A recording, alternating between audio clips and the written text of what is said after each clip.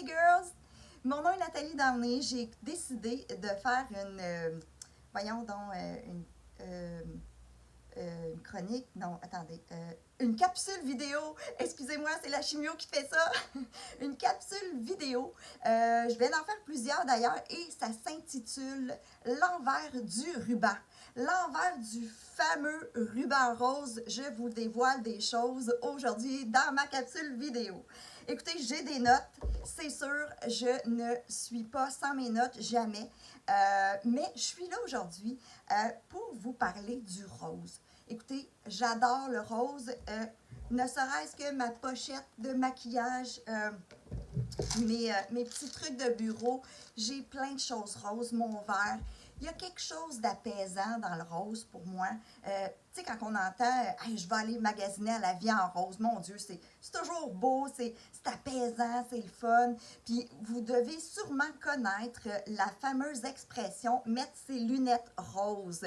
Mettre ses lunettes roses, c'est avoir une vue idéaliste de la situation. Et c'est ne voir que le bon côté des choses. C'est vrai, je vous le dis, ça sert d'envie de mettre ses lunettes roses et moi je les ai mis avec joie quand j'ai eu mon diagnostic du cancer du sein en janvier 2019. J'ai décidé de mettre les lunettes roses à fond et je vous dirais que je vous fais ces capsules-là aujourd'hui parce que j'ai des retombées de ça. On dirait que mes lunettes là, sont moins roses en fait. Là. Puis je vois un peu la grandeur de la chose et c'est un petit peu plus difficile pour moi. Et j'ai décidé, parce qu'on est en octobre et la fameuse expression octobre rose, le ruban rose, on voit du rose partout en octobre. D'ailleurs, c'est pour ça que j'ai mis mes beaux cheveux roses. Alors, je fais ces capsules-là pour vous expliquer que c'est pas toujours rose, le cancer du sein. En fait, je vous fais une première capsule aujourd'hui pour un peu vous décrire qu'est-ce qui se passe en fait à partir du jour où on tâte nos seins et que on découvre une anomalie, une bosse ou un changement dans le look de notre sein. Alors, ça commence comme ça. À partir du moment où tu trouves cette anomalie-là, tu dis, oh mon Dieu, OK. Il y a deux sortes de personnes. Il y a la personne qui va se prendre en main dès le début, qui va dire, oh mon Dieu, j'appelle mon médecin, demain matin, c'est clair, je m'en vais voir le médecin. Et il y a l'autre type de personne qui dit, oh, ça doit être un kiss, ça doit pas être grave. Parce que souvent, on veut pas. On veut vraiment pas que ça soit ça. Et on remet à beaucoup plus tard le fait d'appeler son médecin et de contacter là, pour prendre un rendez-vous. Alors, à partir du jour 1, moi, j'ai été le type à tout de suite prendre la chose en main. J'ai appelé mon médecin. On était le samedi. J'ai appelé mon médecin le lundi matin et j'étais dans son bureau à 9h30. Et puis, pour me faire dire, elle a fait l'examen. Et puis, elle a dit, OK, je t'envoie dès maintenant faire une mammographie très, très vite. Et c'est les secrétaires qui vont s'occuper de prendre ton rendez-vous tout de suite. Alors, je me suis sentie prise en charge dès le début. J'ai bien apprécié. Et la secrétaire m'a eu un rendez-vous subito presto à 11h. J'avais rendez-vous pas très loin du bureau de mon médecin et je passais ma mammographie. C'est sûr que c'est pas le fun, une mammographie. On aime toutes pas ça, les filles, passer une mammographie, je vous comprends, je le sais. C'est vraiment pas plaisant. Et puis, mais il faut le faire. Il faut le faire pour dépister le cancer du sein. Et puis, après, je suis retournée, tu sais, il y a toujours une petite cabine. Je retourne pour me changer. Elle dit, attendez un petit instant, je vous reviens. Je suis parfait. Je suis assise, j'attends. Elle dit, Madame Downey, on va devoir passer une échographie. C'est presque rien, ça ne prendra pas de temps. Je vous passe tout de suite. Bon. Là, à partir de ce moment-là, je me suis dit, ah, c'est moins bon. Tu sais, j'aimais pas tellement ça, le fait de faire une écho. Parce que, tu sais, avec l'écho, on voit plus loin et tout ça. Donc, on a commencé l'échographie avec le radiologiste qui était hyper gentil, qui était calme, qui m'a expliqué le pourquoi de tout ça, ce qui se passait et pourquoi il me référait pour avoir une biopsie. Là, une biopsie, c'est d'aller enlever des petits morceaux à l'interne au sein pour voir si, pour voir vraiment, pour confirmer si c'est cancéreux. Alors là, je ne trouvais pas que c'était une bonne nouvelle du tout, mais il était tellement apaisant. En fait, c'est le côté rose du cancer du sein, c'est qu'on rencontre des gens extraordinaires. On rencontre des gens qui sont avec une compréhension, avec, mon Dieu, de l'empathie. C'est fou. J'ai rencontré beaucoup de gens dans cette expérience-là qui m'ont fait grandir et qui ont été là pour moi. Alors, je continue mon histoire. Je ne veux pas vous faire pleurer, là. Je veux juste vous expliquer l'importance de tout ça. Alors, après, finalement, l'échographie. L'échographie, là, je vous le dis, je porte un T-shirt, OK? Moi, je veux vous sensibiliser à un peu c'est quoi tout ça. Je veux que vous sachiez un peu parce que c'est toutes des choses qu'on ne voit pas à travers, que vous n'avez pas vu probablement à travers mon sourire, à travers mon énergie que j'avais, ou des fois à travers des gens qui passent la même chose que moi. Des fois, on a tellement nos lunettes bien mises sur notre nez que ça paraît pas. En fait, on a beaucoup d'énergie, on veut avoir de l'énergie, on est des guerrières, donc c'est pour ça des fois que vous ne voyez pas tout ça. Mais je voulais vous expliquer un petit peu. Alors, une biopsie, en général, à peu près, c'est ce que ça fait un peu sur le sein. Et moi, on avait trouvé aussi des ganglions en dessous axillaires. Alors, là, je vous dis, c'est à peu près la moyenne d'une biopsie des morceaux qu'ils vont prendre parce qu'il faut vraiment qu'ils analysent tout ça, il faut que ça soit précis. Moi, j'ai eu un petit peu de difficulté. J'étais très mince, une petite peau mince et j'étais pas très en chair. Alors, j'ai eu beaucoup plus mettons, de bouts de carotte de prix là, et dans mon sein et dans mon ganglion axillaire. Mais en moyenne, c'est à peu près ça. Je ne veux pas vous faire peur, je veux juste vous expliquer un peu ce qui vous attend. Pour celles qui m'écoutent, là, qui peut-être viennent d'avoir un diagnostic et pour comprendre aussi vos amis peut-être qui vivent ça. Alors, je vous explique un peu ça. Donc, c'est la première étape. Et c'est pour la biopsie. Ça prend pas vraiment de temps, c'est pas si pire, tu souffres pas trop, c'est pas quelque chose qui est vraiment, c'est quand même assez vite là, comme d'habitude, comme intervention. Et là, ben, tu t'en vas chez toi pour un bon 2, 3 semaines d'attente. L'attente, c'est ce qu'il y a de pire dans tous les diagnostics de cancer du sein, en fait, de cancer et de cancer du sein. C'est l'attente qui est très difficile, l'attente de réponse, l'attente de tout ça. Fait que c'est un 2, 3 semaines là, qui est très, très difficile mentalement. Et après, donc, on reçoit le fameux appel du chirurgien ou de l'oncologue chirurgien qui s'occupe du dossier et on le rencontre pour avoir les résultats. Le résultat du cancer du sein ne fait aucune cicatrice. J'en ai pas là-dessus, là, sur mon corps. Les cicatrices que ça fait, c'est plus à l'intérieur au moral et aux gens aussi qui nous entourent, qui vont vivre ça avec nous. Donc, il n'y a aucune cicatrice visible, je dis bien, pour l'annonce du cancer du sein. Et d'un autre cancer absolument aussi. Mais oui, c'est vrai, il y en a qui tombent comme en bas de leur chaise. Moi, j'ai été comme, OK, qu'est-ce qu'il faut que je fasse pour guérir? C'est quoi la prochaine étape? Pendant que j'avais mon conjoint puis ma mère qui était à côté de moi puis il savait pas trop, il était comme désemparé un peu. Puis là, moi, j'étais comme, OK, qu'est-ce que je fais? Puis j'ai dit, qu'est-ce qui arrive? Comment ça? Hey, c'est une bad luck? Je dis, OK, bad luck. Je dis, qu'est-ce que je peux faire? Il dit 2 choses. Il dit, va te prendre un bon verre de vin. Ça va te faire du bien, va relaxer. Et la deuxième chose qui est super importante, ne va pas lire sur Internet. Je dis, ben là, voyons, moi je m'informe, moi j'aime ça être informée de tout ce qui se passe et tout ça. Il dit, écoute, tu vas lire beaucoup de choses que tu n'as pas besoin de savoir à l'étape où tu es maintenant. Là, tu es à l'étape de digérer tout ça et on va commencer les traitements. Ce qu'il me suggérait, lui, c'était la chimiothérapie. Et il a signé un congé pour moi de 6 mois. Donc, 6 mois en arrêt de travail pour de la chimiothérapie. J'ai dit, 6 mois, mon Dieu, c'est bien long, tu sais. J'étais comme ça m'a fait tomber en bas de ma chaise. 6 mois de chimiothérapie.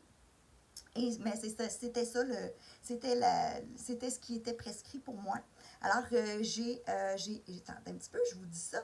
Le diagnostic de madame est néoplasie du sein droit de type carcinome canalaire infiltrant de grade 2, hormonopositif, HER2 négatif. Hey, tous des mots que je ne comprenais pas. Il y a plein de nouveaux mots qui se sont ajoutés à mon vocabulaire. Vous ne pouvez pas croire à ça. Alors, bon, comme je vous ai dit, j'étais hyper positive. Et puis, quand c'était le temps de commencer la chimio, on s'est aperçu, on savait que j'avais mes veines, c'était très difficile, là, comme encore une fois, une peau mince et pas très enveloppée. Alors, c'était très difficile pour moi, pour mes veines, dans la main et dans le bras, de piquer. Alors, ce qu'on a fait, on est allé mettre un porte-à-carte. Porte-à-carte, nouveau mot encore. Alors, je vous montre un peu la cicatrice que ça a laissée. C'est comme, disons, comme la grosseur d'un 25 sous. Et c'est par là que les perfusions vont passer. Au lieu de piquer dans mes mains et dans mes bras, moi, j'avais le porte-à-carte qui était ici. C'est sous-cutané. Et puis, en fait, ça a laissé une cicatrice ici et ici. Ça, c'est pour le porte-à-carte. Et après, ça, ce que ça a fait, c'est que ça a beaucoup amélioré la chimio, en fait, et mes veines sont restées intactes. Parce que c'est sûr que la chimio, c'est intraveineux et ça peut vraiment bouleverser le système veineux. Et moi, j'ai eu quand même cette chance. Mon système ne marchait pas bien, mais en fait, j'ai eu le porte-à-carte. Et puis, c'est ce qui fait que mes traitements de chimio ont été plus simple grâce à ça. Il n'y avait pas le piquage et tout ça. Donc, chose numéro 1. La chose numéro 2, en fait, après, je vous dirais, la deuxième semaine de chimio, pas la deuxième, le deuxième traitement de chimio. On a un premier traitement, et puis, en fait, il donne du décadron. Le décadron, c'est pour ne pas rejeter le traitement, c'est pour vous garder en forme. Ça vous booste le système, mon Dieu, mon fils m'appelait Astro, le petit robot, tellement j'avais de l'énergie, j'avais du feu en dessous des pieds qui disait. Donc, lui, première semaine, deuxième semaine, il n'a rien vu de la chimio, là. Lui, sa mère était top shape. Donc, première semaine, avec 2 semaines, on a beaucoup de décadron là, pour ne pas rejeter. C'est super. Ça aide à passer au travers. Maintenant, la deuxième semaine. Deuxième traitement. Deuxième traitement, ça va bien, mon fils vient avec moi, on prend ça aisé, tout va bien. Et là, je me dis, hey, j'ai pas perdu mes cheveux. Je suis au deuxième traitement, j'ai pas perdu mes cheveux, c'est cool, c'est super cool. J'étais tellement avec mes lunettes roses que je me disais, hey, moi, je les perdrai peut-être pas, dans le fond, là. Tu sais, écoute, j'avais les cheveux longs, un beau cheveu, en fait. Puis, beaucoup de cheveux, plein de cheveux. Et finalement, après, au retour, ça, c'était le mercredi. Le vendredi matin, il passait la brosse dans mes cheveux et là, il y avait un amas de cheveux dans ma brosse. Et ça a continué tout le week-end. Pour vous dire, là, à la fin du week-end, c'était plus beau à voir, vraiment. Et mon chum m'a rasé parce que c'était mieux comme ça. Alors moi, je vous montre un peu. Regardez, tu sais ce que vous avez l'air, là, je sais que c'est pas vraiment comme ça, là. C'est pas comme ça qu'on est, mais tu sais, c'est pas super beau, là. Je veux dire, tu te retrouves, tu sais, avec tes cheveux longs, tout ça. Puis là, là, t'es déstabilisé carrément, là. Là, c'est comme, tu te regardes, tu te retrouves pas, tu n'as plus de repères. Là, ça va bien, là, quand même, tu sais, t'as tous tes sourcils, là, c'est comme, mais t'as moins de cheveux, t'as plus de cheveux, ça s'en va, puis là, t'arrives à ça, tu sais, tu te fais raser. C'est pas super le fun, je vous le dis, c'est pas cool, mais en même temps, si je me montre comme ça aujourd'hui, c'est parce que j'ai appris, j'ai été capable aussi de faire face au monde extérieur, en fait, pas au début, par contre. On est allé magasiner des perruques. On a vraiment fait ça dans le plaisir. Moi et mon chum, on a magasiné les perruques, mais ça reste que quand tu enlèves ta perruque, tu ressembles un peu à ça. Comme si tu avais ton casque de bain, tu sais. Fait que, ben c'est ça, je voulais un peu vous montrer, tu sais, vous savez, là, c'est ça, tu sais, le octobre rose, là. Je veux juste vous dire que ça suffit pas de mettre un ruban quelque part. Il faut diffuser l'information et c'est ce que j'essaie de faire aujourd'hui. J'essaie de le faire et en fait, pas juste en octobre, toute l'année. Toute l'année, c'est important de faire son auto-examen des seins parce que plus vite que tu trouves l'anomalie, ben, plus vite tu es prise en charge. Donc, c'est pour ça que je vous invite à le faire, les filles. Je vous invite à aller passer vos mammographies quand on va vous envoyer la fameuse feuille. Là, le gouvernement, à partir de 50 ans, ils nous mettent sur un programme de dépistage du cancer du sein.